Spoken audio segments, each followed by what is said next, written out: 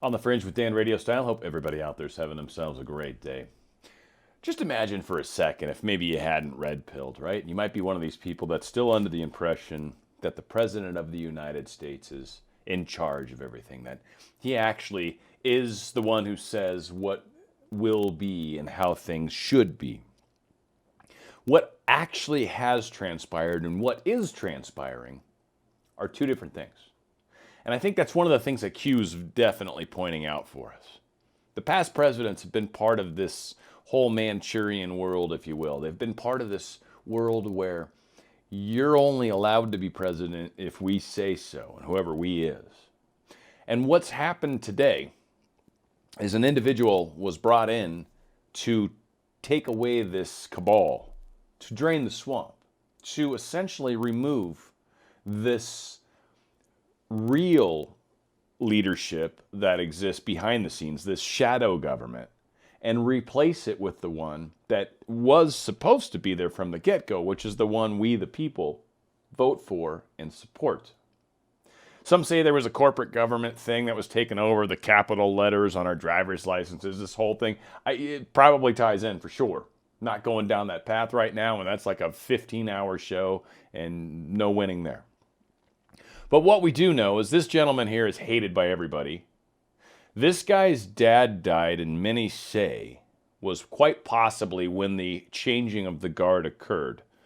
And then we've got this smug individual here, Mr. Obama and Hussein, right, Barack. And then Clinton kind of giving his little look. And then this poor guy, poor Carter. My God, the guy looks like he's dying right here in this picture. So the shadow government, here's a long line of successors and kind of how the game is played. And this guy, as we're going to find out, and that's going to be played out through this next week or so, this guy still running around in charge. This guy's still making decisions that other countries and other leaders are actually listening to instead of this guy. Now, what's interesting is these things are changing. That is part of why Trump came into play. That's certainly why Trump is so hated. And for those of us that like him because of the draining the swamp concept, definitely awesome that he's there. And thank you, President Donald Trump, for actually going through what you've gone through, putting your family on the line, your life on the line to help this country, probably himself too. I'm not saying the guy is just a saint, but I think he probably cares more about this country than certainly anybody else in this line. Anybody else in this line, especially this chick. I don't even know who she is. So that's the biggest difference that I've seen in this world. Let's get to the Q post and see where Q takes us on this wonderful journey. Now, this is kind of an older one, and there was oddly no posts, which I love when Q goes quiet, because that always to me means like there's some cool stuff going on. But post 4309 references 3373, surveillance of reports Sarah Carter and John Solomon terminated. Now, a big deal was obviously they were being spied on. That's one thing that a lot of people probably know, maybe don't know, but whatever the case, why don't we get lost off in the weeds on that?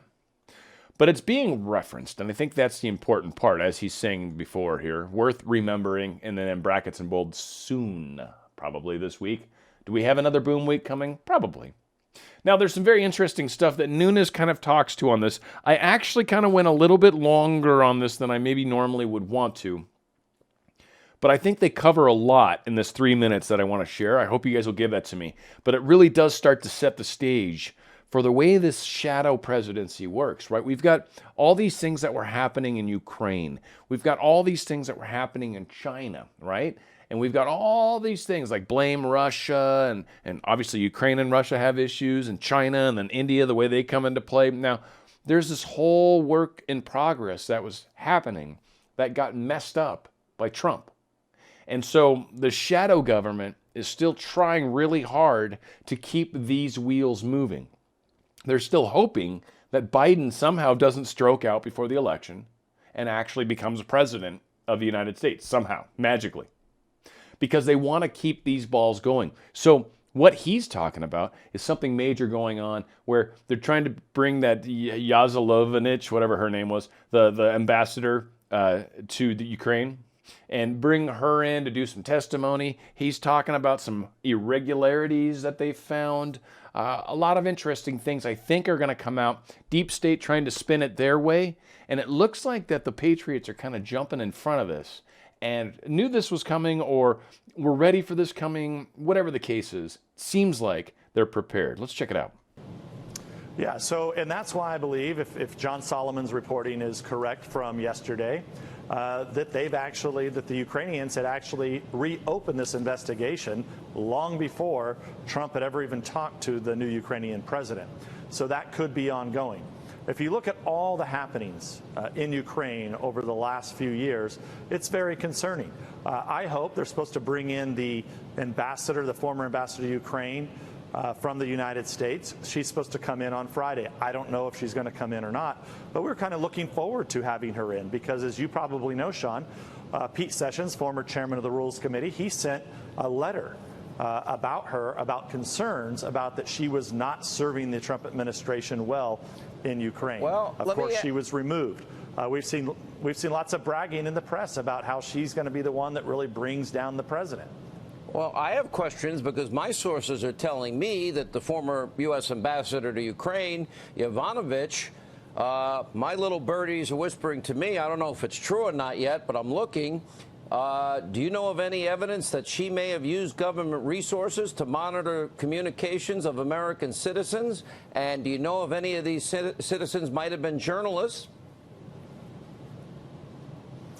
Well, what I can tell you is that we know what Pete Sessions, congressman from Texas, now retired, we know what he had to say. We know that there are people within that were not only Ukrainians but also Americans that worked at the State Department who have raised concerns about this ambassador. That's why she was ultimately removed. We also have concerns that possibly they were monitoring press from different journalists and others.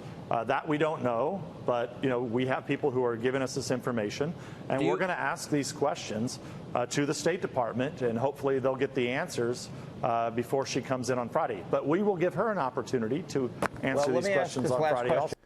And this is what's really amazing about this entire thing, and I think that's what's impressive, is there seemed to be this spying that was going on, that Obama started this all earlier. We've kind of recently been given some snippets, right? That there was some stuff going on right after, day after Trump gets elected, right? That November 4th, in motion began this whole Russia collusion and all this stuff. So from that get-go, it looks like they even had this going on in Ukraine where there seemed to be a bit of an issue with how this Yovanovitch individual was managing her duties. And in this process, it seems as though she, one, had some people that were questioning what she was doing and why she was doing it. And two, it sounds like from a standpoint of the president, she wasn't serving. Okay, because she wasn't actually serving what the president's desires or needs were. So they're already kind of painting this picture for where she's probably going to bring up, I'm guessing, that she was somehow fired without cause, which I don't think is going to be the case. And also it seems like maybe they're going to be trying to clear her name a little bit, where they're already starting to muddy the waters again, they meaning Nunes. And again, the Patriots are trying to get out in front of this a little bit. Something's coming. Some information's coming around Ukraine, around this information that there was spying going on there even, probably tying Biden in. Again, a lot of things are going to start to unfold. Now this post, 4310, it's bringing back up this Susan Rice email. Again, Susan Rice sending it to herself, so forwarding it to herself essentially. And sharing this one paragraph that they originally had classified, top secret, not anymore. And this one's all by the book and how Obama knew, how there was questions as to whether or not the incoming NSA Flynn is speaking frequently with Russian Ambassador Kislyak. Comey said that could be an issue as it relates to sharing sensitive information, code word for telling the dirt on us where the bodies are buried, as everyone keeps saying. So President Obama asked, hey, if Comey is saying that the NSC should not pass sensitive information related to Russia to Flynn, the incoming administration's team, the president of the United States at that time, is telling the people, his people, don't tell him Don't tell them information. Withhold information. So begins the shadow presidency. Do you see how that starts to happen already? How there's this separation of powers, this separation of duties, this separation of government, where we have a shadow president, we have shadow people, swamp people. We've even got shadow military, by the way. I don't know if some of you remember that interesting missile launch that Hawaii picked up a long time ago that they blamed North Korea on. Whole interesting thing there. So again, there's even shadow equipment. So this information is being brought. Relevance regarding Susan Rice, in brackets in bold, top secret D-class paragraph. From a national security perspective, Comey said he does have some concerns that incoming NSA Flynn is speaking frequently with Russian Ambassador Kislyak. We've talked about all this. President asked Comey if he was saying that should not pass stuff. What is really discussing here during this January 5th meeting? What was really summarized by Susan Rice to herself, giving her cliff notes that were a little bit better written rather than just straight up saying, we're going to spy on Trump. Hussein was ordering or created an order preventing sharing of intel regarding Russia. Would such an order shield him, Obama, the admin, or the administration, from discovering this Obamagate? Would this shield him? That's certainly probably an attempt, right? Because he had so much dirty laundry, so many dirty ties going out in all sorts of ways. Remember, Hillary was never supposed to lose. That was unheard of. That wasn't even a mathematical possibility. And somehow it didn't happen the way they played out. So they had loose ends everywhere. Would such an order shield Clinton from discovery regarding the Clinton DNC Russian collusion, right? Because she was pretty dirty. She was tied into a few things, right? Uranium One, for example, plus all the stuff with Ukraine. Would such an order be known to the president, the POTUS, or would it be considered classified now? Is this part of this shadow presidency where he literally did not know what was going on in our own country? Yes. For those of us that have red pilled, that's what's been going on for a long time. There's this fake facade of a government in front of us, and then there's the reality of what's happening behind the scenes, behind the curtain. So if classified, how could it be discovered? Well, people knew, but those people are blackmailed, dead, and all sorts of other things. So NSA, Mike Rogers, he was asked to step down, right? Because he wasn't playing by the game. He wasn't playing by the rules. NSA Mike Rogers, SCIF, secure. What date was that? What date did he have a secret compartmentalized meeting with the president to inform him, hey, you're being spied on. Hey, some things are going on that you probably should know about. Brennan, Clapper, Carter, pushed to term out Mike Rogers. What date was that? When all these guys decided, we're done with this dude. We're pushing him out. Again, all these things were leading up to the Russian collusion, the impeachment. Again, the case is going to be made. All of these things. Day one, November 4th, this plan went into motion. And a lot of efforts are going to show us. People say this isn't happening fast enough. There's a lot to show us. Washington Post. The heads of the Pentagon and the nation's intelligence community have recommended to President Obama that the Director of National Security Agency, Admiral Michael S. Rogers, be removed. The recommendation delivered to the White House last month was made by Defense Secretary Ashton B. Carter and Director of National Intelligence James R. Clapper, Jr. According to several U.S. officials familiar with the matter, how do you circumvent the shadow intel communications? Let's take a quick look at what they're pointing out over here. Trump White House weighing plans for private spies to counter deep state enemies. Now I'll say I have questions around some of the people they're citing in here, but I'm not going to get too off onto that rabbit hole right now. I acknowledge that I have problems with these people. But the way things have been played, the way people get tarnished, I don't really know the truth. I'm going to give these guys a pass for the moment. But there's a lot being brought up about Oliver North and Eric Prince, two very, very controversial names, to say the very least. Iran-Contra being one, and obviously Eric Prince being involved in all sorts of Blackwater and just a number of things that happened. Iran, Iraq, a lot of pretty bad stories out there. So apparently Pompeo can't trust the CIA bureaucracy. Makes sense. And so now we're going to create this whole other separate bureaucracy, another deep state way to spy and a way to figure out what's going on that the CIA doesn't know about. Again, this kind of concerns me from the standpoint that it seems to be another way to do this, another way to spy, another way to get deeper under that these people don't know about. Secret spying against the spy people, so an agency that spies on the spy agencies that spy on everybody anyway. Again, these things are obviously going to be met with a little bit of frustration, obviously by the CIA, and the CIA is deep state for sure. So what's happening? I'm not sure exactly, but what I believe is happening is they're hinting to us that we might have had some behind-the-scenes players that knew where the bodies were buried, that actually knew what was actually going on, that this shadow government was actually happening. It's probably why, and that's why I'm giving them a pass, that they get labeled, maybe mislabeled, as conspirators to crimes that maybe didn't quite play out the way they say. Like when women and children were killed, maybe it wasn't, and maybe Prince's guards were there or dudes were there to actually stop something that was very dark and sinister. So hard to say, could be trafficking, could be any number of things. So it's very hard to say what actually happened. Just all we know is what's been told to the press, and we all know how the press has been weaponized. Again, part of the shadow conspiracy that is running around right now. So Eric Prince is fighting the fight, obviously being related to this guy, Oliver North, or Ollie North, as they said, the Iran-Contra affair. Again, a lot of speculation around what actually happened then. And I really think this is, to a large extent, when the Democrats / part of the deep state, I don't know, I think there was two factions of the deep state. I don't want to get off again on the weeds. There's so much to it.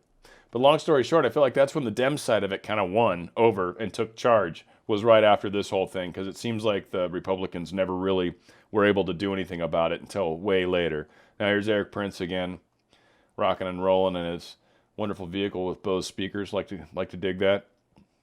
So I think a lot is being shown to us to kind of give us an idea of maybe where some of these things were heading and where some of the efforts that were helping us were coming from. Even in a spy game, this is an interesting little post that came out, with no rules, game with no rules, there are some rules of engagement. Generally, there is a list of key assets that are not to be harmed, or the game escalates. And that's really true. If you take out the wrong people, you generally get yourself in trouble. One of the people they talk about, generals. Generals rarely get taken out. Remember what we did to that general in Iran, that one that Trump took out? It was a general. It was a big deal when that happened. That was a big deal when that happened. Got a lot going on. Also, apparently New Mexico sheriff is arrested. SWAT standoff. Big deal going on over here. Right? So we've been waiting to see things happen. A lot of people, nothing's happening, nothing's happening. I disagree. And again, it's got to happen in the right way. But New Mexico, border state, right? It's getting down there. And this is very interesting that they're having a problem with one of their sheriffs. Post 4311, welcome to the shadow presidency of Barack Hussein Obama. This is an interesting picture. Now, I think what's most important about this picture, and we'll tell you who we think is here, but what's most important about this picture is that Q is basically telling the deep state, we know about this. So not only are they saying we know about this, that you guys met, but we also know roughly what you met about. We understand what's going on in the shadow presidency. We understand what you're doing, Mr. Hussein Obama. That's what this picture is showing. So this guy, former FM foreign minister, denies meeting with Kerry. They think that's John Kerry, and they think this is the foreign minister. Head of Iran's Strategic Council of Foreign Relations and Foreign Minister Kamal Karazi denied claims that he recently attended secret talks with former U.S. Secretary of State John Kerry in Paris, saying he only met with former French Prime Minister Jean-Pierre Raffarin. But that's him, I think, is the important part to note. Again, I think this is more a message to the deep state. Post 4312, we've seen this post hundreds of times, but it's so important to point out that the place where the virus broke out, quite possibly the progenitors of it, the creators of this virus, quite possibly the ones who helped us realize some of the proper drugs, therapeutics, or prophylactics, as they like to say, which ones we could use. So China, where this whole thing happened and broke out, Wuhan was locked down for 76 days, where the epicenter was, where the lab was, if that was tied in. Speculation, who knows? That's what they're saying. Everywhere else, 16 days. Everywhere else, 16 days closed down in China. They opened their country back up 16 days, the place where it epicentered. Not here. No. I don't even know how long into it we are now, but it's quite a ways, isn't it? So we've got a little dictionary here. What is the common sense? What does it mean? What's the definition of it?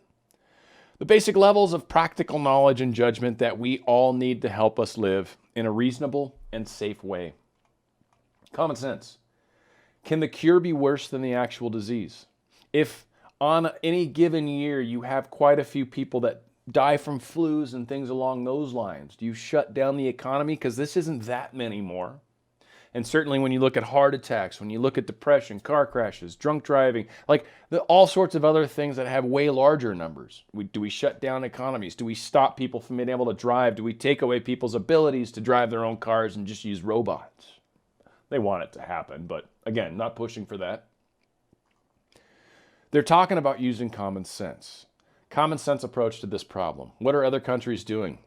South Korea has gotten huge marks for what they've approved, and I think we're going to get to a thing coming up here shortly. But common sense, the basic level of practical knowledge and judgment that we need to help us live in a reasonable and safe way. To not be stupid, obviously. You don't use preparation H in your mouth. You use it where it goes. You have directions. You should read them. Common sense.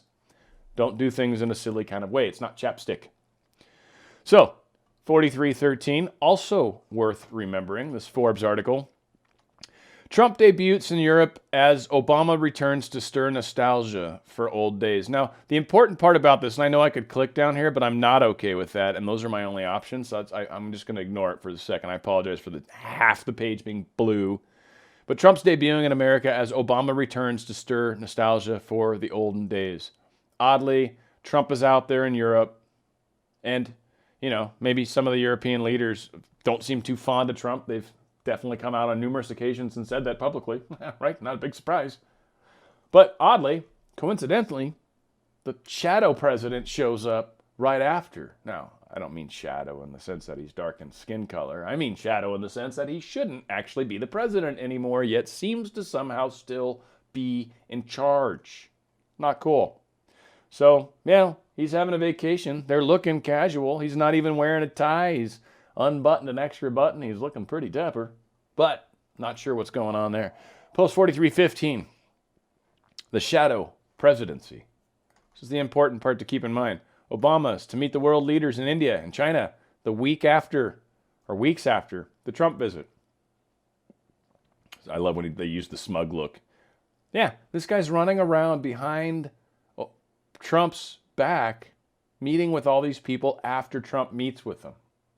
Completely sabotaging every single effort that Trump makes to change this world. They're going out of their way to paint how this shadow presidency exists. They're going out of their way to paint what they've been up against and why this has been so challenging. The one thing I saw massive amounts of posts regarding was people that were very upset with the fact that stuff's not happening fast enough. I think they're trying to speak to that. But a shadow president is indeed what we have. A shadow presidency is indeed what we're fighting. And we need to understand that that's what we're up against. United, we can stop this. Where we go one, we go all. It's on the Fringe with Dan RadioStyle.